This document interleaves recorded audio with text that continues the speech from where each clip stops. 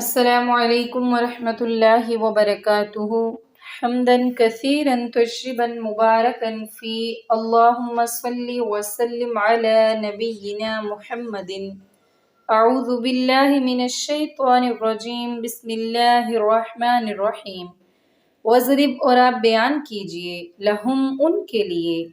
مثلا ایک مثال رجلینی دو آدمیوں کی جعلنا کہ بنائے ہم نے لأحدہما ان دونوں میں سے ایک کے لیے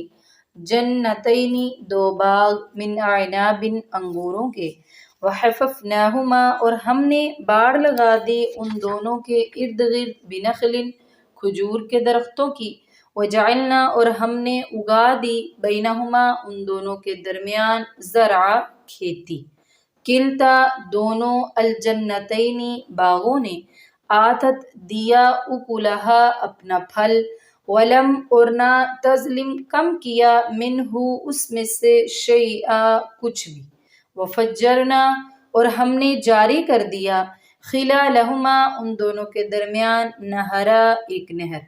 وکانا اور تھے لہو اس کے لیے ثمر پھل فقالا تو اس نے کہا لصاحبہ اپنے ساتھی سے وہوا اور اس حال میں کہ وہ یحاورہ گفتگو کر رہا تھا اس سے انا میں اکثر زیادہ ہوں من کا تجھ سے مالن مال میں وعز اور میں زیادہ ہوں تجھ سے نفرا جتھے کے اعتبار سے اپنے ارد گرد لوگوں کے اعتبار سے وداخلہ اور وہ داخل ہوا جنتہ اپنے باغ میں وہوا اور اس حال میں کہ وہ ظلم کرنے والا تھا لنفسہ اپنے آپ پر قالا تو اس نے کہا ما اظن نہیں میں گمان کرتا ان یہ کہ تبیدہ تباہ ہوگا ہذہ یہ باغ ابدا کبھی بھی وما اظن اور نہیں میں گمان کرتا الساعۃ کہ قیامت قائمۃ قائم ہونے والی ہے وَلَئِنْ اور البتہ اگر رددت میں لوٹا دیا گیا الی ربی اپنے رب کی طرف لأجدن تو البتہ میں ضرور پاؤں گا خیرن بہتر منہا ان باغوں سے بھی منقلبا لوٹ کر جانے کی جگہ کو۔ یہ مثال اللہ تبارک و تعالی کفار مکہ مشرکین مکہ یعنی سرداران قریش کو سمجھانے کے لیے بیان فرما رہے ہیں۔ دراصل قریشی سردار بھی تو یہی کہا کرتے تھے نا، جیسے پیچھے بھی ہم نے پڑھا پچھلے رکوع میں کہ انہوں نے کہا کہ آپ کے پاس حقیر لوگ جو ہمارے ہی غلام یا ہمارے آزاد کردہ غلام ہیں وہ آپ کے پاس بیٹھتے ہیں، تو ایسا کیسے ہو سکتا ہے جہاں پر غلام بیٹھے وہاں ہی ہم آ کے سردار آپ کی مجلس میں بیٹھیں۔ اگر آپ نے ہمیں تبلیغ کرنا ہوتی ہے تو آپ ان غلاموں کو اپنی مجلس سے نکال دیں۔ اللہ تبارک و تعالیٰ نے فرمایا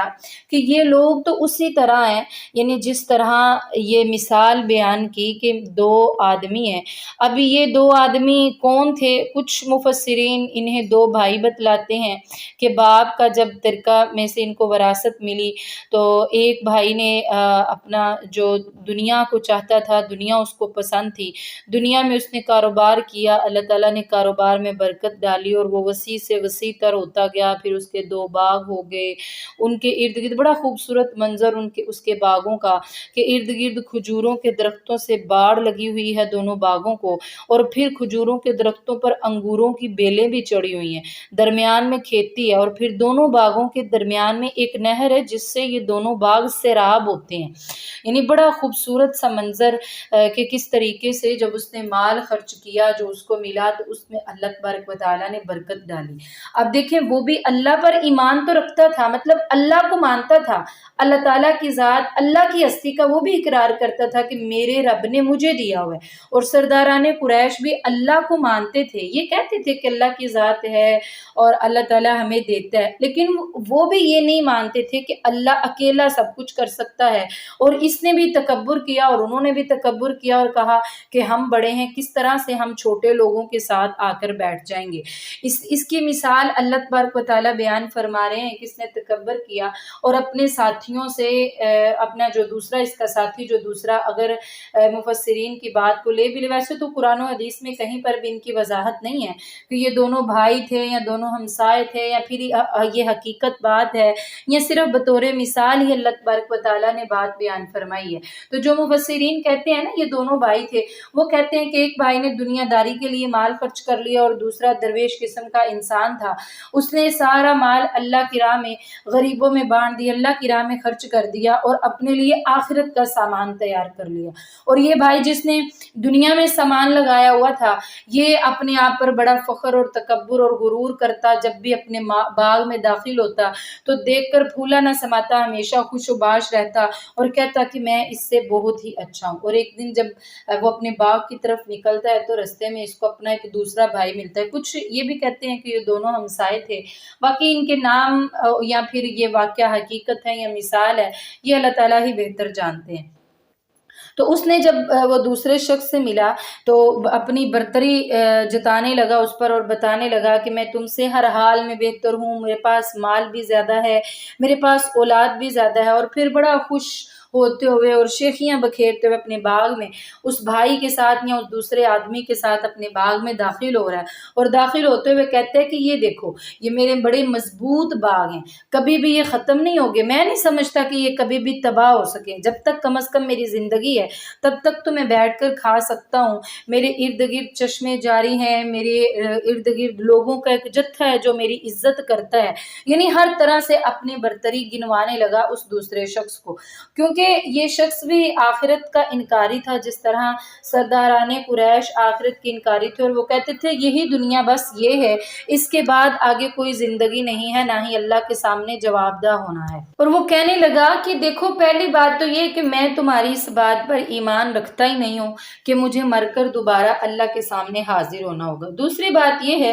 کہ اگر اللہ کے سامنے میں حاضر ہو بھی گیا، رددت الی ربی لاجدن خیرا منہا منقلبا، اگر میں سامنے حاضر ہو بھی گیا تو جس اللہ نے اس دنیا میں مجھے اتنی بہترین نعمتیں دی ہوئی ہیں، باغات دی ہوئے ہیں، نوکر چاکر دی ہوئے ہیں، اتنے خوبصورت مناظر دیکھنے کو دی ہیں، اولاد دی ہے، عزت دی ہے، وہ اللہ مجھے وہاں پر بھی تم سے زیادہ بہترین جگہ ہی عطا فرمائے گا۔ قال تو کہا لہو اس سے، صاحبہ اس کے مومن ساتھی نے، وہوا اور اس حال میں کہ وہ یحاورہ گفتگو کر رہا تھا اس سے، یعنی اسی کی بات کا جواب دے رہا تھا، اکفرتا کیا تو نے کفر کیا ہے بالذی اس ذات کے ساتھ کہ جس نے خلقہ کا پیدا کیا ہے تجھے من تراب مٹی سے، ثم پھر من نطفت نطفے سے، ثم پھر سواکا اس نے ٹھیک ٹھاک بنا دیا تجھ کو رجلا ایک مرد، لیکن میں تو یہ کہتا ہوں هو اللہ وہی اللہ ربی میرا رب ہے، ولا اشرکو اور نہیں میں شریک ٹھہراتا بربی اپنے رب کے ساتھ احدا کسی ایک کو بھی، ولولا اور کیوں نہیں جس وقت دخلتا تو داخل ہوا جنتک اپنے باغ میں، قلتا تو نے کہا ما جو شاء چاہا اللہ اللہ نے، لا نہیں ہے قوت کوئی قوت کوئی طاقت الا مگر باللہ اللہ ہی کی توفیق کے ساتھ ہے، ان اگر ترانی تو دیکھتا ہے انا مجھے اقل کم تر من کا اپنے آپ سے، مالن مال میں و ولدا اور اولاد میں، فعسا تو امید ہے ربی میرا رب ان یؤتینی کہ وہ دے دے مجھے خیرن بہتر من جنتی کا تیرے باغ سے، ویرسلا اور وہ بھیج دے علیہا تیرے اس باغ پر حسبانن کوئی عذاب من السماء آسمان سے، فتصبحا تو وہ باغ ہو جائے سعیدا بالکل چٹیل میدان صاف زمین،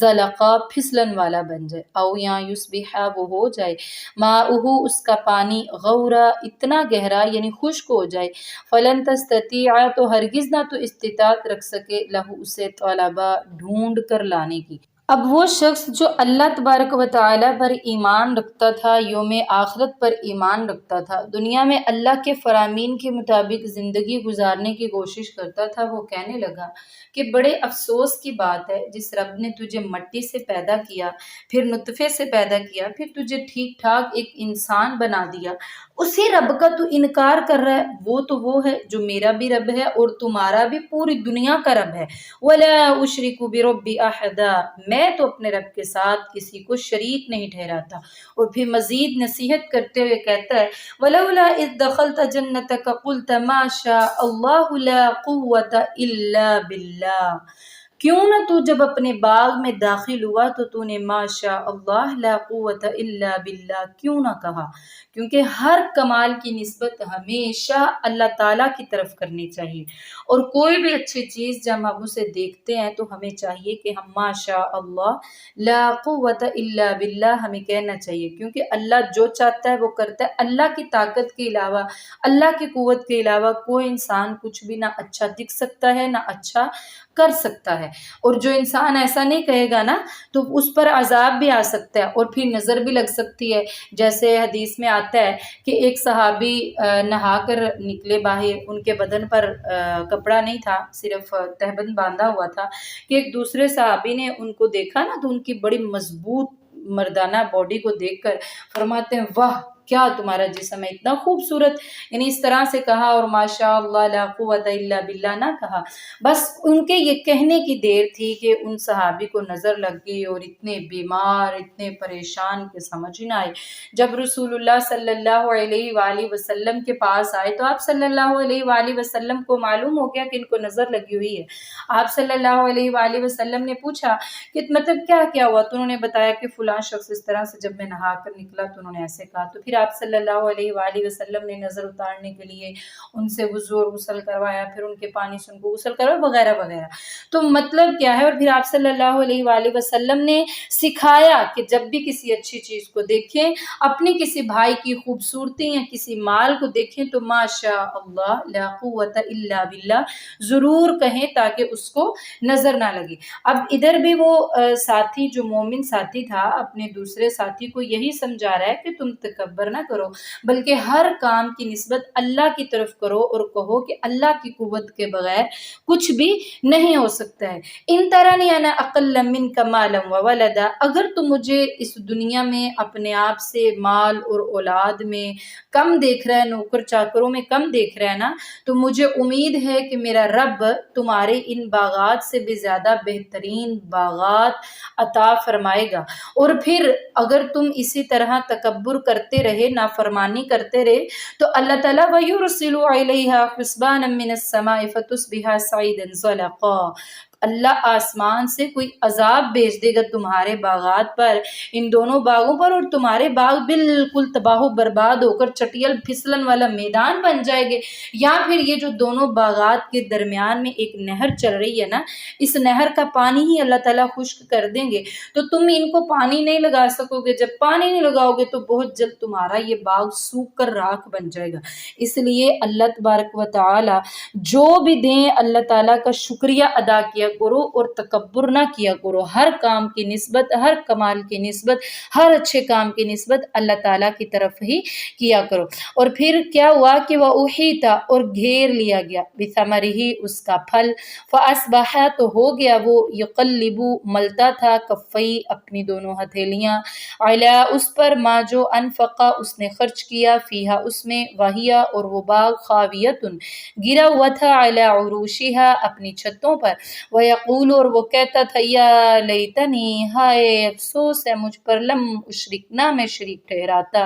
بربی اپنے رب کے ساتھ، احدا کسی ایک کو بھی، ولم اور نہ تکن ہوئی لہو اس کے لیے، فئتن کوئی جماعت، ینصرونہ کہ وہ مدد کرتی اس کی، من دون اللہ اللہ کے علاوہ، وما کانا اور نہ وہ ہوا، منتصرا خود بدلہ لینے والا ہم سے۔ اب اللہ تبارک و تعالیٰ کو اس مومن شخص کی بات اتنی پسند آئی کہ اللہ تعالیٰ نے فوراً قبول فرما لی، اور پھر فوراً کے فوراً دیکھتے ہی دیکھتے آنن فانن اس کا باغ تباہ ہو گیا، وہ بالکل الٹ پلٹ گیا، اور